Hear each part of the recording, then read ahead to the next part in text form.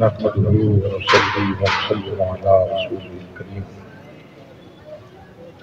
أما بعد فأعوذ بالله من الشيطان الرجيم بسم الله الرحمن الرحيم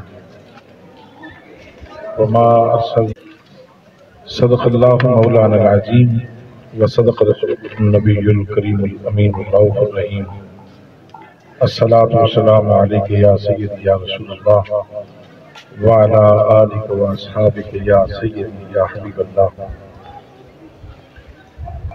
نعمتیں بانٹتا جس سمت وہ ذیشان گیا، نعمتیں بانٹتا جس سمت وہ ذیشان گیا، ساتھ ہی منشی رحمت کا کرم دان گیا۔ عزیز طلبہ، ویسے تو ازل سے ہی ہم حضور سیدی ضیاء الامت حضرت جسٹس پیر محمد کرم شاہ الازہری رحمت اللہ تعالی علیہ کے خانہ کرم سے وابستہ ہے، اور ہمارا ہر لمحہ خانہ کرم سے ہی مستفید اور مستنیر ہے۔ یہ اللہ کریم کی عنایت ہے کہ اللہ کریم نے ہمیں اس دسترخوان کرم پہ مستفید ہونے کی سعادت نصیب فرمائی۔ رب کا معنی بیان کرتے ہوئے حضور سیدی ضیاء الامت رحمت اللہ تعالی علیہ نے بیان فرمایا تھا، تبلیغ الشیء لا کمالہ بحسب استعدادہ الازلی شیئا فشیئا، کہ رب اس ہستی کو کہتے ہیں جو کسی بھی فرد کائنات کو نقطہ آغاز سے اٹھائے اور تدریجاً آہستہ آہستہ دھیرے دھیرے اسے کمال کی طرف لے جائے، لیکن کیسے؟ بحسب استعداد الازلی، یعنی ازلی استعداد کے مطابق۔ تو ازل تو اس وقت کو کہا جاتا ہے جس وقت بھی نہیں تھا، لیکن یہ علم الہی کی بات ہے، تو گویا ازل میں علم الہی میں ہر بندے کی ضمیر کا تعین بھی کر دیا گیا، اور جو اس کی ضمیر میں خیرات ڈالنی تھی اللہ نے اس کا بھی تعین کر دیا۔ تو ہم وہ خوش نصیب ہیں کہ جن کی ضمیر میں نباد اعظم ضیاء الامت حضرت جسٹس پیر محمد کرم شاہ الازہری رحمت اللہ تعالی علیہ کے دروازہ کرم کی خیرات ہے۔ آج بالخصوص آپ افطار کے وقت دسترخوان کرم پہ موجود ہیں۔ میں اس خوبصورت اہتمام کے اوپر الکرم فرینڈز پاکستان کی جملہ ٹیم کو اور الکرم فرینڈز یوتھ کے تمام احباب کو، تمام دوستوں کو صمیم قلب سے ہدیہ تبریک و تحسین پیش کرتا ہوں، اور دعا کرتا ہوں کہ اللہ کریم اس دہلیز کرم کو صبح قیامت تک سلامت رکھے۔ الہی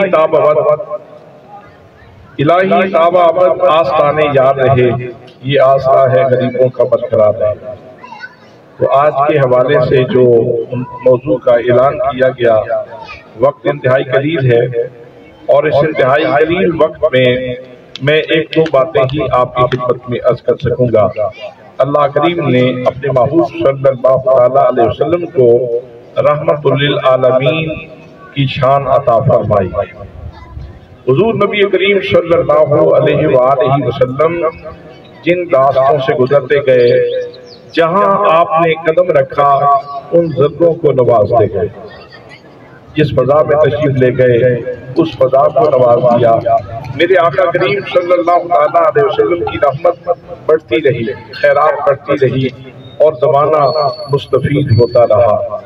وہ وقت یاد کریں جب حضور نبی مکرم صلی اللہ علیہ وآلہ وسلم مکہ المکرمہ کو چھوڑ کے جا رہے تھے، اور جب آپ نے آخری نظر مکہ المکرمہ کے اوپر ڈالی تو آپ کی آنکھیں اشفاق تھیں، اور آپ فرما رہے تھے مکہ تو مجھے بہت پیارا ہے، ان لوگوں نے مجھے مجبور کر دیا تو میں تجھے چھوڑ رہا ہوں۔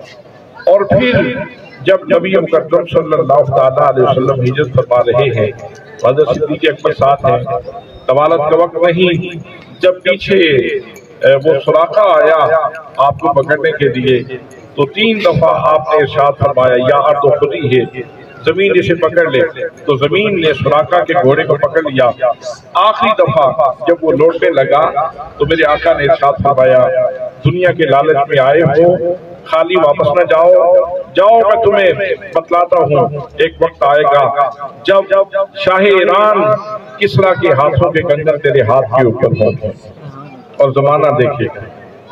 حضرات بہت ساری باتیں یہاں اختیارات مصطفیٰ کی، اختیارات تکوینیہ کی اور اختیارات تشریعیہ کی کھلتی ہیں، لیکن میں یہاں طوالت میں نہیں جانا چاہتا۔ پھر حضور صلی اللہ علیہ وسلم غار ثور میں تشریف لے گئے، تو غار ثور کو کون پوچھتا تھا، لیکن آج اس غار ثور مرکز عقیدت ہے۔ جب اللہ کے محبوب سے وہاں ڈیرا لگایا تو گویا اس کا مطلب یہ ہے کہ شان رحمت للعالمین سے اس غار کو بھی حصہ عطا فرما دیا۔ آج وہ مرکز عقیدت ہے، آج امت مسلمہ اس کو محبت کی نظر سے دیکھتی ہے اور لوگ بےتاب ہوتے ہیں وہاں غار ثور میں پہنچنے کے لیے اور اس کی زیارت کرنے کے لیے۔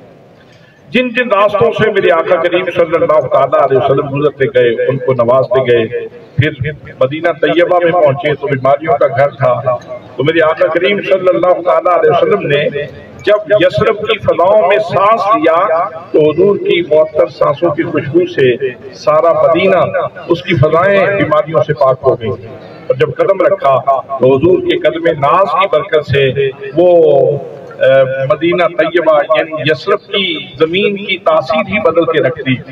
اب وہ اس مٹی میں یہ تاثیر ہے کہ باقی سارے جہان کی مٹی اگر کوئی کھا لے تو وہ بیمار ہوتا ہے، لیکن مدینے کا غبار اگر کسی کے اندر چلا جائے تو بیماریاں دور ہو جاتی ہیں۔ پھر میرے آقا کریم صلی اللہ علیہ وسلم ایک عرصہ وہاں موجود رہے، اور جب اللہ کریم کی طرف سے منظور ہوا تو پھر آپ نے مکہ کا رخ کیا۔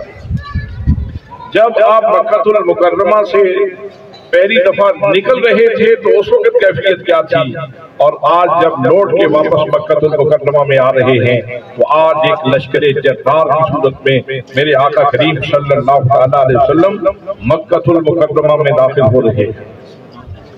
وہ لوگ جو کبھی تلواریں لے کر آپ کی زندگی کا چراغ گل کرنا چاہتے تھے، آج وہی لوگ ہیں، لیکن آج وہ لرزہ پر اندام ہیں، آج ان کی ٹانگیں کانپ رہی ہیں۔ ستم بہت کیے تھے، زیادتیاں بہت کی تھیں، ظلم بہت کیے تھے، مصائب بہت ڈھائے تھے، ان کو تنگ بہت کیا تھا، ان کے اوپر ظلم کی چکیاں بہت چلائی تھیں۔ آج پتہ نہیں آج کاٹنا کس طرف سے شروع کریں گے اور ایک ایک قسم کے کتنے ٹکڑے کریں گے۔ وہ لوگ جن کے اوپر ایک دہشت تاری تھی، بخشت آری تھی، جب میرے آقا کریم صلی اللہ علیہ وسلم کو اللہ کریم نے وہاں اقتدار اور تسلط عطا فرمایا تو فرمایا لوگوں سن لو، میں رحمت للعالمین کی شان لے کے آیا ہوں، میں تمہیں معاف کرتا ہوں، میں تمہیں معاف کرتا ہوں۔ تو میرے آقا کریم صلی اللہ علیہ وسلم کی پوری زندگی شان عطا سے عبارت ہے، شان جود سے عبارت ہے۔ تو جب نماز کا وقت ہوا تو آپ نے حضرت بلال سے کہا کہ اذان پڑھیں۔ وہ بلال جو کبھی مارے کھاتا تھا اور کوئی معاشرے میں اس کی اہمیت نہیں تھی، آج اسی بلال کو کعبے کی چھت کے اوپر چڑھاتا۔ یہ نوازشات ہیں آپ کی۔ اور پھر ایک بندہ جو آپ کی نقلیں اتار رہا تھا حضرت بلال کی، جس کا نام محذورہ تھا، آپ نے اس کو دیکھ لیا، آپ نے بلایا اس کو، ادھر آؤ میرے قریب۔ تو وہ کانپتا ہوا، اس کی ٹانگیں کانپ رہی تھیں، اور حضور صلی اللہ علیہ وسلم کے پاس آیا تو میرے آقا نے اس کے سر کے اوپر ہاتھ رکھا۔ تو سر کے اوپر ہاتھ رکھنے کی برکت یہ ہوئی کہ نور اس کے پورے جسم میں اتر گیا، ہدایت اس کے پورے جسم میں اتر گئی۔ اور پہلے وہ نقلیں اتارا کرتا تھا، کہا کہ اب ہمیشہ خلوص سے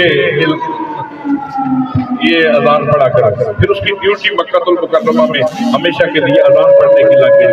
اللہ کریم قبول فرمائے۔ ربنا آتنا فی الدنیا